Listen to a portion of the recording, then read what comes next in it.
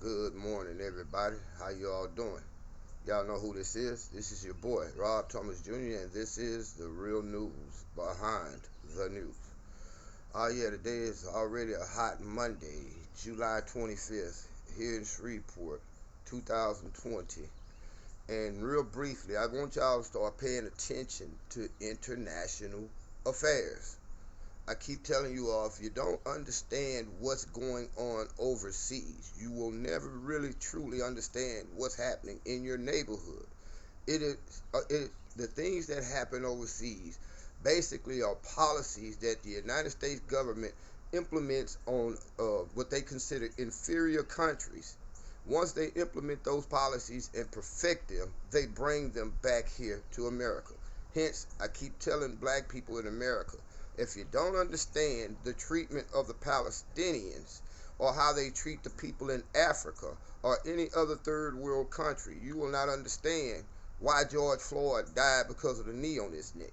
If you don't understand that we give Israel millions of dollars every week to practice techniques in weapons building, crowd suppression and oppression, crowd control, riot control. Israel takes this money and they practice these things that they learn on the Palestinians. Then American police groups from all around the country eventually take trips to Israel to learn those latest tactics. Hence, that's where the American police got the idea of pinning somebody down with the knee on the neck. This is why you have to understand what goes on overseas. This is stop and think about it. Why do we live in ghettos? Who were the only other groups that lived in ghettos? It was the Jews, the same Jews right now who are getting all this money from us every week, $10 million, at least $10 million every week. Again, if you don't understand that we just really in the last 6 months and gave 70 billion with a B to the government of Ukraine, and we're around here facing food shortages ourselves. So you have to understand these things. Now, what's going on right now is that the United States is enticing China. They're deliberately trying to infuriate the Chinese. Like right now, Nancy Pelosi. Well, first let me explain something. The United States at one point had a policy called One China policy, where they understood that Taiwan was part of China. Now that the United States is still on its quest of imperialism, they're actually sending weapons to Taiwan to use against China. You have to look at the map or globe to see where Taiwan lies geographically. But China has always claimed Taiwan as part of its sovereign nation. Being a sovereign nation, it always claimed Taiwan. Now, Nancy Pelosi, the Speaker of the House, is scheduled for a trip next month to Taiwan. And the Chinese are saying, look, if you come to Taiwan and violate our national sovereignty, we're gonna possibly respond with military action. If y'all pay attention, China is already practicing for an invasion of Taiwan. They're sending airplanes in Taiwan's airspace. They're sending ships right off the coast of Taiwan.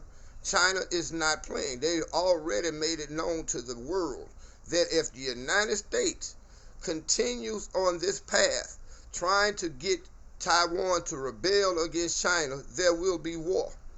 Can we afford another war?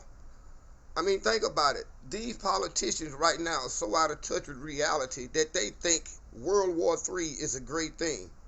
They're thinking that they can just go around to any country they want and use American hegemony. That's the word. That's what I'm trying to pronounce. Y'all gotta forgive me, man. Matter of fact, let me hit my coffee. Ain't nothing like a good cup of coffee. But see, we don't take these things serious until they happen. And then when people like myself, who study these things on a hourly basis, try to tell y'all these things months before they happen, y'all laugh it off. Y'all play it off.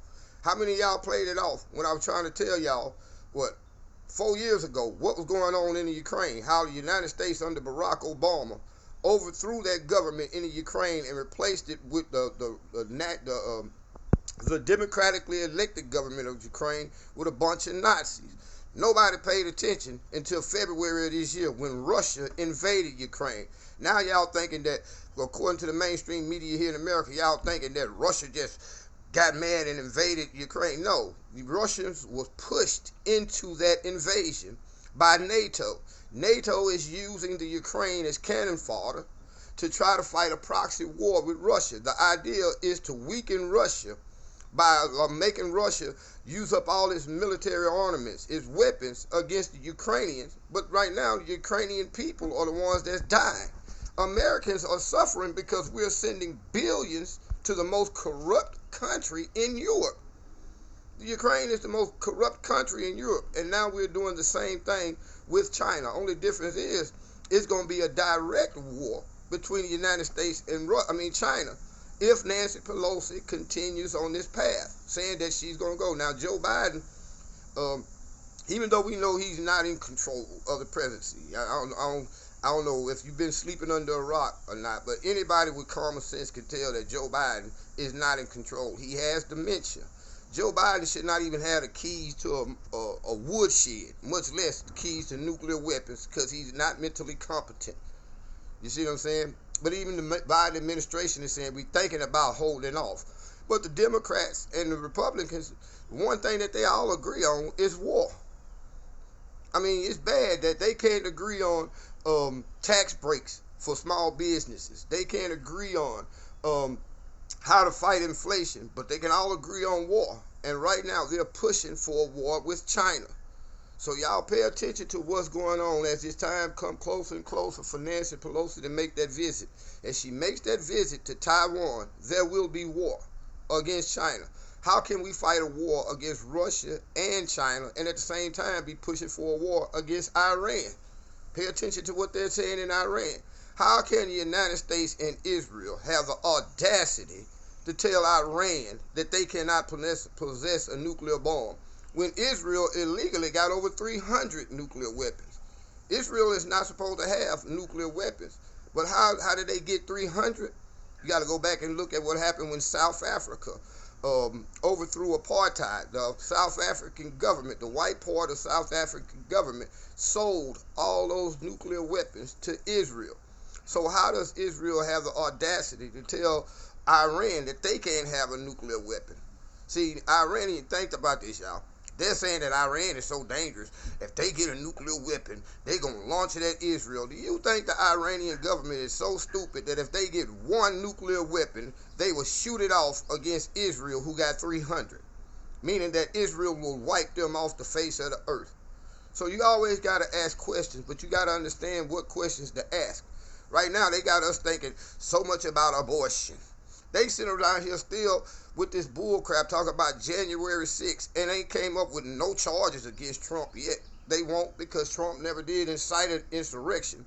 But that whole deal with January 6th, they're trying to scandalize and smear Trump because the Democrats know that they can't beat him in an election, especially if he runs against Joe Biden, which I don't think Joe Biden is going to even make it through the next 2 years.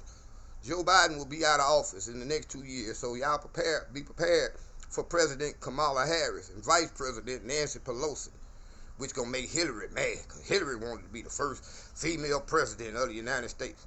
Think about this, and I'm gonna end this. They keep saying that Trump was wrong for saying that the election was stolen from him, but then 4 years during Trump's election, they said that the election was stolen from Hillary.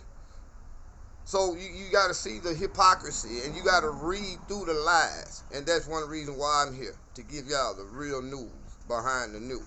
Y'all have a blessed day.